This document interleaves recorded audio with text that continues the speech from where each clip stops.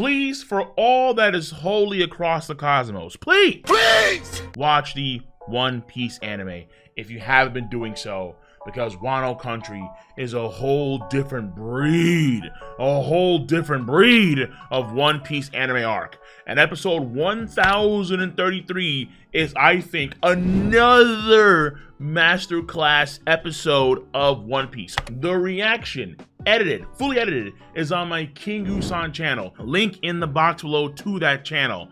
And of course, unedited on my Patreon for all to enjoy when the episode comes out week of. Like on that Saturday night, boom, we're right there. So if you don't know, now you know. For this episode, I gotta give so much love to the animators and the folks that were involved in creating this masterpiece. So folks like Tu Young-si, Kimi Takaito, Masahiro Kitaki, Tomoyuki Takahashi, Takeshi Minami, Vincent Chansard, Lise Leger, I think it's a French name, I'm not too sure. Dorian Coulon, one of the same lads that took part in creating the phenomenal Luffy walking past Kaido and Big Mom. So damn good.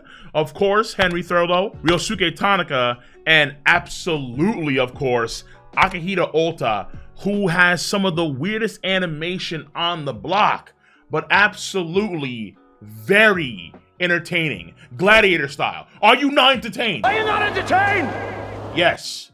With your animation, absolutely I am. And I'm sure I missed a bunch of folks too, and if I did, I apologize, but I do want to give much love for all the folks that were behind the creation of this episode of One Piece 1033. Though this episode did have some odd things going on behind the scenes apparently, when it involves mainly the Golden Globe aura, the Conqueror's Haki Infusion aura around Luffy and Kaido. Some of the animators like Henry Thurlow, apparently in the One Piece podcast, and also Tu Young-si, talked about how there is a change made from the last episodes with the Golden Globe aura, where this aura is heavily diminished. I have not looked into the comments of Henry or Tu just yet. However, Skippy, another YouTuber that focuses on the One Piece anime specifically, had some comments on his Twitter page talking about what is said by Henry Thurlow and Tu Young-si, and he breaks it down like this. Just to clear up any confusion, the comments related to the auras being toned down in the recent episode of One Piece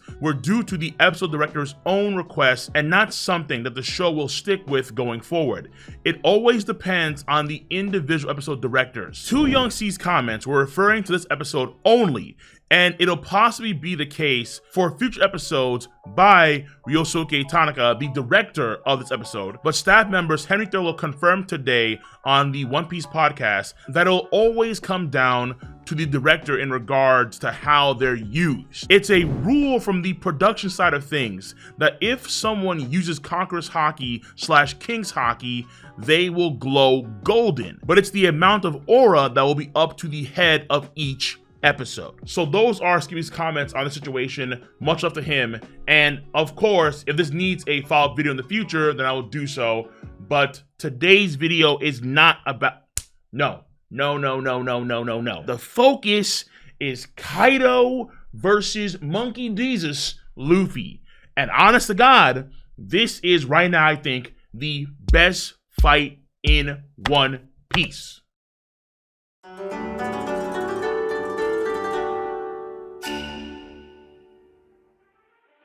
Once again, this is, I'd argue at this point in time, the best fight in One Piece, and there is so much more to come. But from the very beginning of One Piece, in episode 1015, and the Luffy versus Kaido specific scenes, these scenes, I think, have been so studly, so damn good, that when I look at just Luffy versus Kaido for the past 18 episodes from 1033, yo!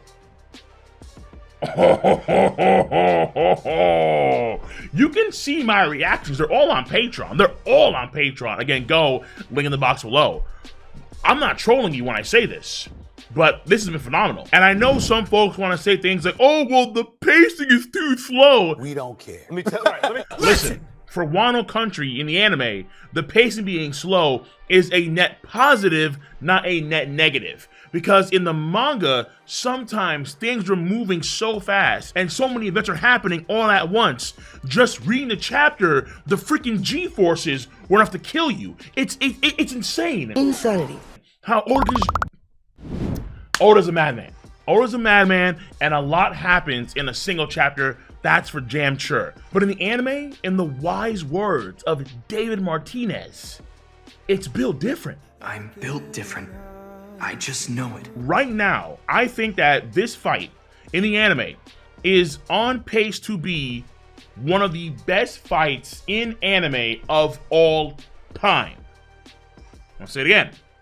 Right now, this fight, Luffy versus Kaido, in the anime, is on pace to be one of the best fights in anime of all time. Even beating out, I think, legendary fights from Dragon Ball Z, from Bleach, from Yu Yu Hakusho, Naruto, My Hero, I guess? Huh? Fist of the North Star, of course, One Punch Man, Baki, love Baki. The list goes on and on and on. Even more miscellaneous and obscure anime, like Akudama Drive, or, of course, for fights, Sengoku Basara. Oh, put your guns on, Sengoku Basara. But this fight between Luffy and Kaido, the trajectory is not, I'd argue, it's nothing but up, parabolic, exponentially parabolic. And for me in this episode, Schizo Kaido sealed the deal. This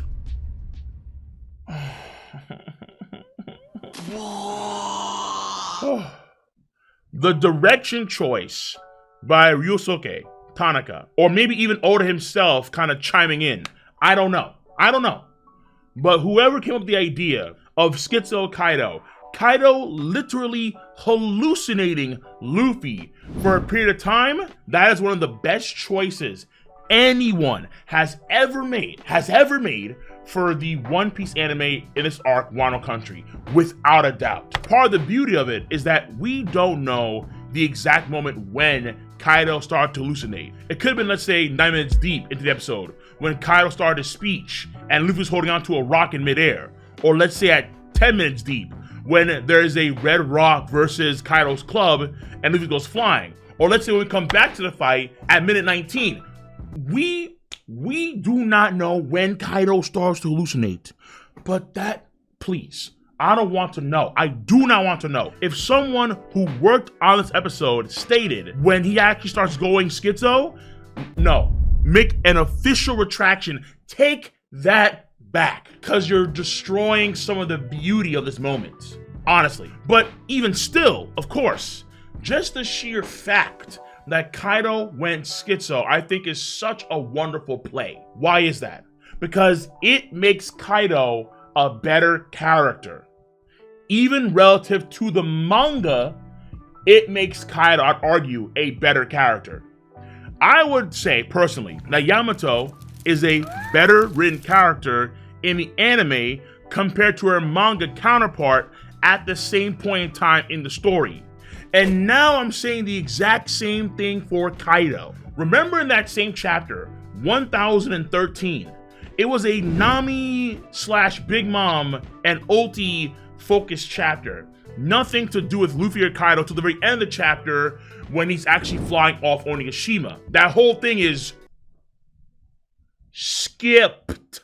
Even though it was a shocking moment, the lion's share of that action is literally off screen. It's Big Mom and Nami just doing their thing, which, FYI, for the record, the Maester Canon that Henry Thurlow was a part of animating,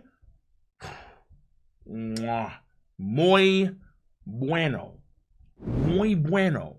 That was really good. Even though I hate that moment, fundamentally, from a writing perspective, animation for that was arguably like the best animated thing in the episode. That was a really good animated scene, without a doubt. But still, that moment is ass. That being said, though, what happened to Kaido in this episode of One Piece, you can say is akin to Saitama in episode 1 of One Punch Man. At the end of the episode, Saitama starts to dream about fighting very strong opponents, these strong subterraneans, and in the midst of that fight, he would achieve a dream of his, to actually have the chance to finally go all out like so many heroes would against their arch nemesis. And in Kaido's case, it's somewhat similar, but I would say without a doubt, far deeper. Kaido before envisioned Luffy with a scant few men that could fight against him when Roof Peace first started. And Luffy, over the course of this fight against Kaido, was getting stronger and stronger and stronger and stronger. And Kaido felt a sense of rapture, a chance to fight all out to the death with someone who was truly worthy, which is so shocking because at the beginning of it all, Kaido destroyed Luffy in a single hit. But what he was hopeful for at this point in time clearly didn't exist. And then he talks about humans and how humans don't give up hope. No, they can't give up hope. And in the sense of the manga, when Kaido says these words, he is talking about, of course, predominantly Luffy, but also the samurai and the invading forces that are trying to save their country from Kaido's tyranny. But in the sense of the anime, there is an added level of depth to this because it's not just Luffy or the invading forces, it's also Kaido himself. Kaido himself was genuinely hopeful for this to happen. And Luffy was there. He was physically there, going blow for blow, toe for toe. But ultimately, reality sunk in. That's why Kaido has that facepalm. The facepalm has more weight in the anime than does in the manga, because in the anime, there's also a degree of introspection that he's doing that seems to be deeper than the manga version, where he just simply admits that he got a bit worked up. He just can't believe he actually went that far when it came to envisioning Luffy being that powerful, and potentially going even deeper, the one who could, let's say, kill someone like himself.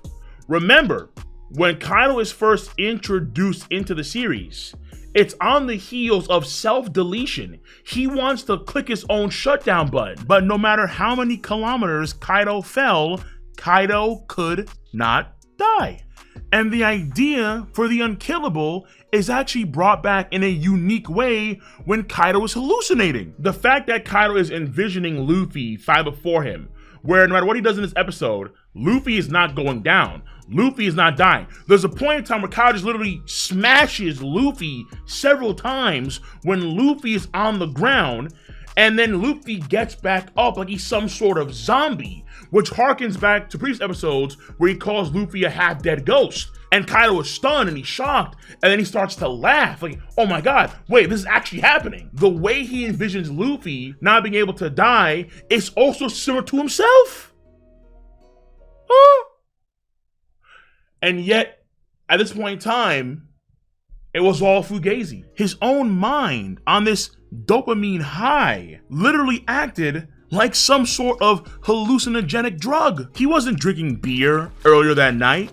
He was drinking ayahuasca. He was following Aaron Rodgers' routine. When you have to look at a fight on a deeper level, have to rewind it and kind of think about what happened, not through talking and dialogue, which simplifies it, but through actions or lack thereof within the fight that require you to kind of sit down and really ponder the deeper machinations of what just happened. It's those kind of moments that you have to genuinely cherish, because the depths of those moments, I think, are very valuable. So even though there is way more madness to come in the future between Luffy and Kaido, I am putting this fight from episode 1015 to episode 1033, so far, the Luffy versus Kaido focused content, I am putting that over Luffy versus Katakuri and even Luffy versus Rob Lucci as the #1 fight in One Piece